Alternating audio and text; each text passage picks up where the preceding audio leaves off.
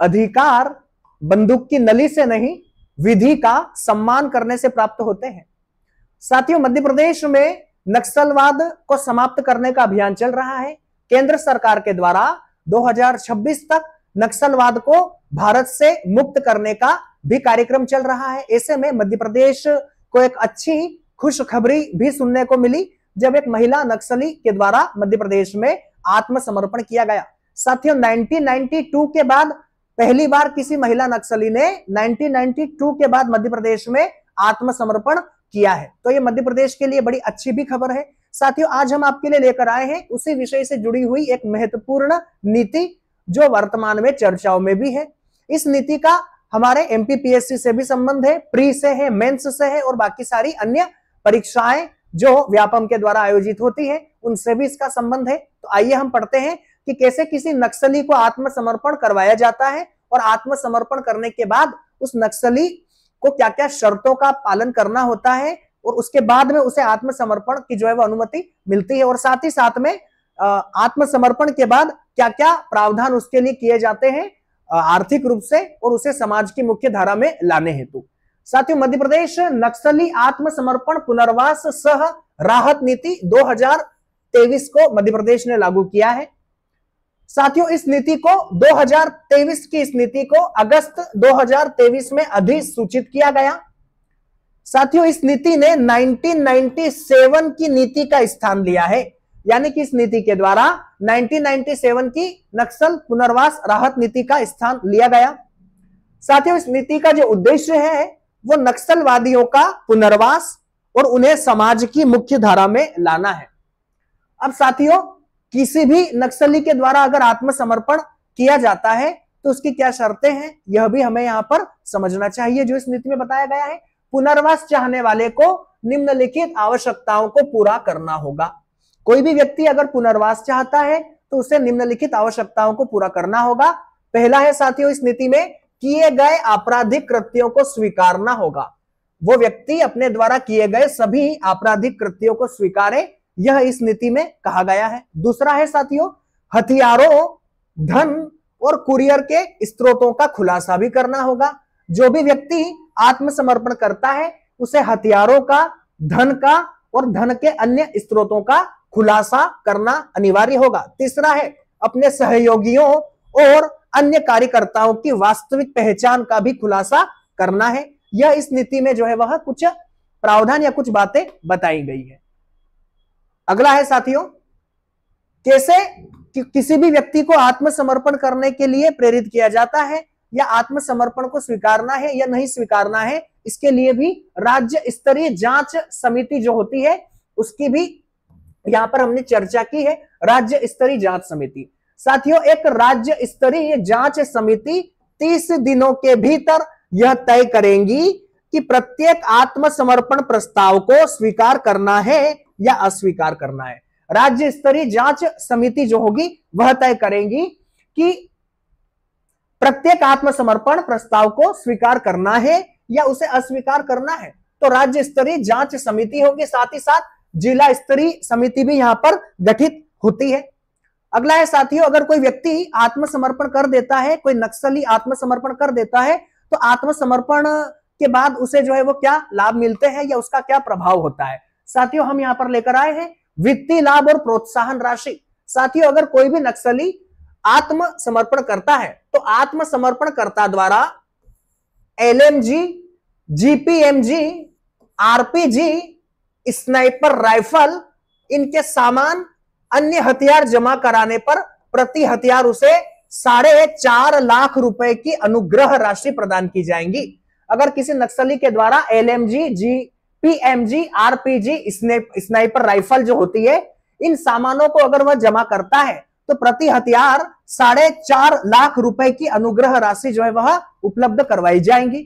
दूसरा साथियों प्रावधान है AK-47, 56, 74 राइफल और साथ ही साथ कार्बाइन 303 राइफल जमा कराने पर उसे प्रति हथियार 3.5 लाख रुपए की अनुग्रह राशि भी प्रदान की जाएगी कि अगर कोई AK-47, 56, 74 साथ ही साथ कार्बाइन 303 राइफल जमा करता है तो उसे 3 लाख रुपए की अनुग्रह राशि प्रदान की जाएगी।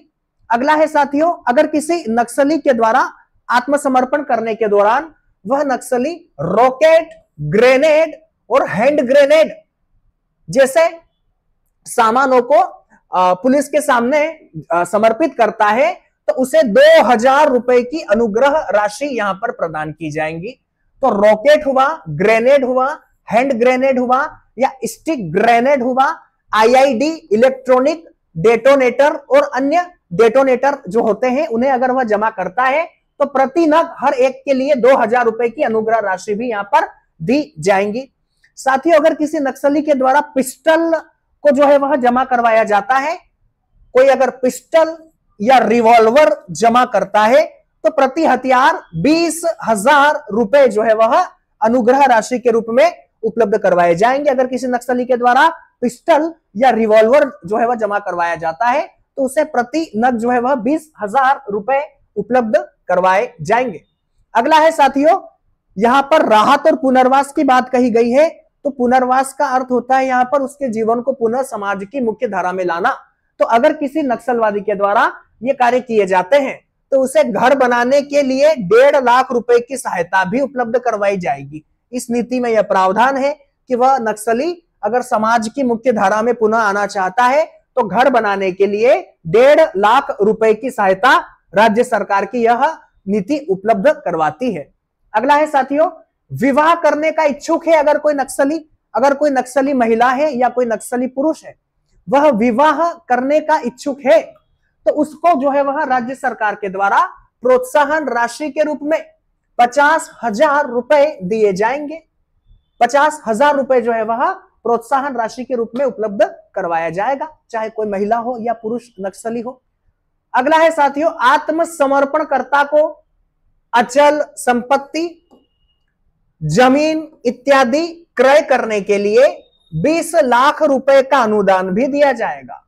आप देखिए सरकार कितना जो है वह प्रयास करती है आत्मसमर्पण करने के बाद लोगों को राहत और पुनर्वास में पुनः लाने हेतु, समाज की मुख्य धारा में लाने हेतु, ताकि देश हमारा नक्सलवाद जैसी आंतरिक समस्या से बच जाए, राज्य हमारा नक्सलवाद की चपेट में आने से बच जाए और लोग जो भूले हैं, भटके हैं, वो पुनः नक्सलवाद को छोड़कर एक आम नागरिक की तरह अपना जीवन जिए।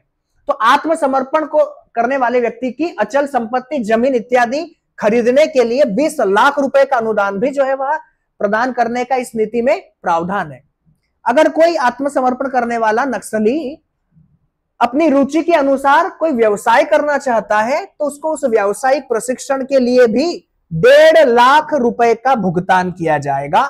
किसी नक्सली के द्वारा आत्मसमर्पण करने के पश्चात अगर अपनी रुचि के किसी व्यवसाय में वह प्रशिक्षण चाहता है तो उसे 1.5 लाख रुपए का यहां पर जो है वह भुगतान किया जाएगा और साथ ही साथ कई महत्वपूर्ण सरकारी योजनाओं का उन्हें लाभ भी दिया जाएगा। जैसे आयुष्मान भारत योजना का लाभ दिया जाएगा, आयुष्मान कार्ड जो उपलब्ध होता है। साथियों, कल का ही करंट है कि आयुष्मान भारत योजना जो है वह विश्व की सबसे बड़ी स्वास्थ्य सेवा बन चुकी है। कल आयुष्मान योजना के नाम एक नया रिकॉर्ड दर्ज हुआ है, यह विश्व की सबसे बड़ी स्वास्थ्य सेवा बन चुकी है। तो नक्सलियों को भी आयुष्मान योजना का लाभ उपलब्ध करवाया जाएगा, आयुष्मान कार्ड जो है इनके होंगे। अब साथियों, इस नीति के तहत नक्सलवाद से पीड़ित जो अन्य लोग होते हैं, जो लोग नक्सलवाद से पीड़ित है, चाहे वो एक आम नागरिक हो या हमारे सैनिक हो, हमारे देश के जवान हो, हमारे पुलिसकर्मी हो, हमारे सुरक्षा बल हो, तो उनके लिए भी यहाँ प्रावधान किया गया है। नक्सलवाद से पीड़ित परिवार को राहत। साथियों, नक्सलवाद से अगर कोई व्यक्ति पीड़ित है और मृत्यु हो जाती है तो मृत्यु होने पर पीड़ित परिवार को प्रति मृत व्यक्ति 15 लाख रुपए प्रदान करने का प्रावधान है। नक्सलवादी घटना में अगर कोई व्यक्ति जो है वह अपनी जान गंवा देता है तो उस व्यक्ति को पीड़ित परिवार को प्रति मृत व्यक्ति 15 लाख रुपए उपलब्ध करवाए जाएंगे। दूसरा है साथियों, शहीद सुरक्षा कर्मी के परिवार को भी 20 लाख रुपए की अनुग्रह राशि प्रदान की जाएंगी। शहीद सुरक्षा कर्मी के परिवार को 20 लाख रुपए की अनुग्रह राशि दी जाएंगी और ये अनुग्रह राशि जो होंगी वह जो अन्य शहीद के रूप में राज्य सरकार के द्वारा अन्य तरीके से भी उपलब्ध करवाई जाती है उससे ये अलग होंगी। तो यहाँ पर जो है वह शहीद सुरक्षा कर्मी के परिवार को 20 लाख रुपए की अनुग्रह राशि अलग से दी जाएंगी। अगर साथियों कोई नक्सलवादी घटना में किसी परिवार का कोई व्यक्ति जो है वह अपनी जान गंवा देता है, तो राज्य सरकार ने यह भी प्रावधान किया है कि उस परिवार से तृतीय श्रेणी और चतुर्थ श्रेणी के पद पर व्यक्ति को नियुक्त भी किया जाएगा। तृतीय श्रेणी और चतुर्थ श्रेणी के पद पर नियुक्ति की जाएंगी। अगर नक्सलवाद में किसी व्यक्ति की जान चली जाती है तो जो है वह तृतीय श्रेणी और चतुर्थ श्रेणी में व्यक्ति को नियुक्त किया जाएगा। और साथ ही साथ मकान की पूर्ण क्षति पर 1.5 लाख रुपए उपलब्ध करवाए जाएंगे।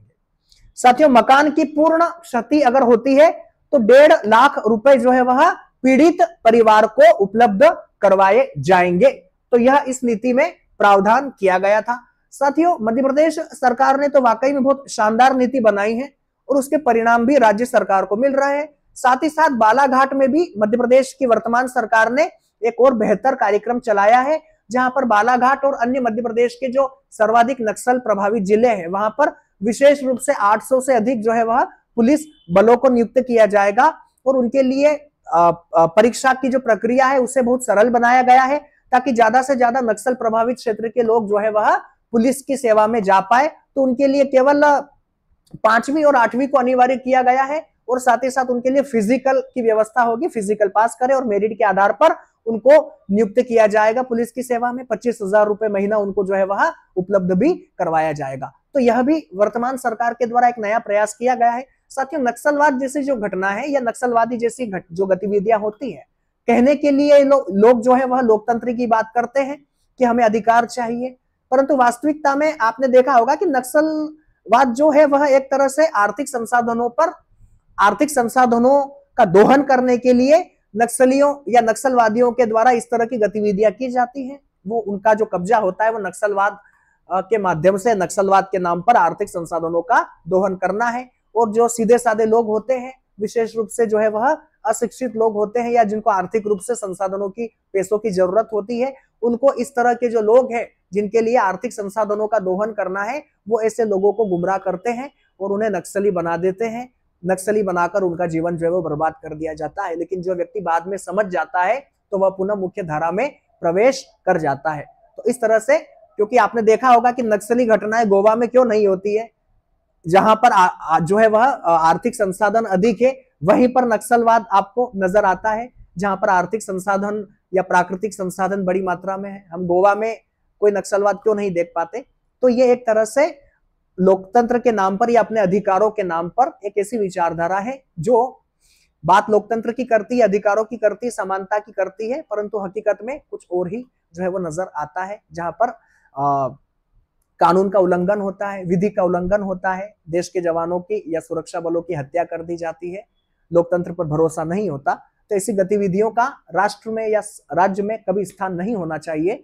तो जितना जल्दी हो सके इस नक्सलवाद का अंत भी होना चाहिए और साथ ही साथ ज्यादा से ज्यादा लोग जो है वह नक्सलवाद के रूप में आत्मसमर्पण करें और इस नीति का लाभ भी लें। यही उद्देश्य था हमारा आज की इस कक्षा को आपके सामने लेकर आना, विशेष रूप से प्री प्लस मेंस को ध्यान में रखते हुए। तो आपको याद रखना चाहिए।